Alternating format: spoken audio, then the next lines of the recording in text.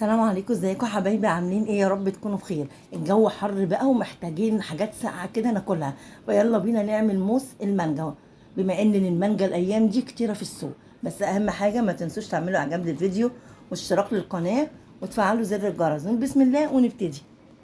معايا كوبايه مانجا بيوريه، اللي هي المانجا بضربها في الخلاط من غير ميه خالص، وكوبايه كريم شانتيه خام، ونص كوبايه لبن متلج، وثلاث معالق سكر بودر، وكوبايه مانجا قطع صغيره، وكيسين جيلي مانجا.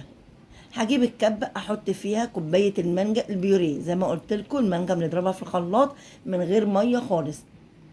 احطها في الكبه واحط عليها كوبايه الكريم شانتيه، ونص كوبايه اللبن المتلج، وثلاث معالق سكر بودر.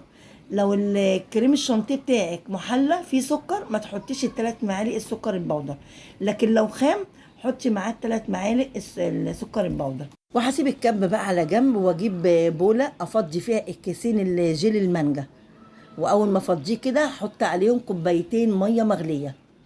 لازم يبقى ميه مغليه علشان الجيلي يدوم معانا بسرعه. واول ما احط الميه كده اقلب بقى على طول، علشان خاطر الجيلي بتاعنا ما يكتلش معانا، يدوب على طول بسرعه. زي ما انتوا شايفين كده، بصوا بقلب دم معايا بسرعه. اول ما يدوب احطه في الكبه على المكونات التانية، واضرب فيهم اخليهم كلهم يختلطوا ببعض، ويبقى كده خليط ناعم معايا. نضربه كده في الكبة كويس قوي عشان كله يختلط ببعضه. ولازم كده من وقت للتاني اقلب كده، اجيب اللي على الحروف عشان كله يتضرب مع بعضه. الخليط كده اتضرب كويس بقى ناعم معانا زي ما انتوا شايفين كده. هو بيبقى سائل ما بيبقاش تقيل.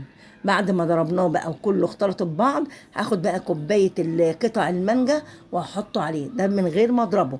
احطه بعد ما اضرب الخليط كويس قوي يبقى ناعم، اروح حاطه عليه كوباية قطع المانجا. ممكن على فكرة ما تحطهاش دي براحتك، دي حاجة يعني احنا بنزود في الطعم شوية.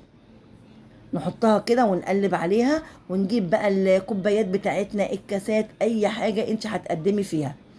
هنروح صابين الخليط، وزي ما قلت لكم الخليط بيبقى خفيف، لسه لازم يدخل التلاجة عشان يتقل معانا. هصبه كده في الكوبايات بتاعتي كلها. بعد كده بقى هحطه في صينية وهدخله التلاجة، هيقعد بقى معانا ساعتين حسب بقى التلاجة بتاعتك. وبعد كده هنشوف الكوبايات بتاعتنا بقى. بعد ما سبتها، انا سبتها بصراحه، انا عاملاه بالليل متاخر، سبتها لتاني يوم. شايفينها جمدت ازاي؟ طبعا فيها الجيلي وفيها الكريم شانتيه، فاول ما يتحط في التلاجة هيجمد على طول. وطبعا تزينيه بقى زي ما انت عايزه. انا كان عندي كريم شانتيه وعندي كريز، رحت مزيناه زي ما انتوا شايفين كده. شكله حلو وطعمه كمان احلى، حلو جدا. طعم المانجا بقى اللي بيحب المانجا ظاهر جدا فيه، وطعمه جميل جدا. وحاجه بقى متلجه تديك انتعاش كده في الحر. حلو قوي، هيعجبك ويعجب اولادك وضيوفك. جربيه وهيعجبك ان شاء الله. بس اهم حاجه ما تنسيش تعملوا اعجاب للفيديو واشتراك في القناه وتفعلوا زر الجرس. والسلام عليكم ورحمه الله وبركاته.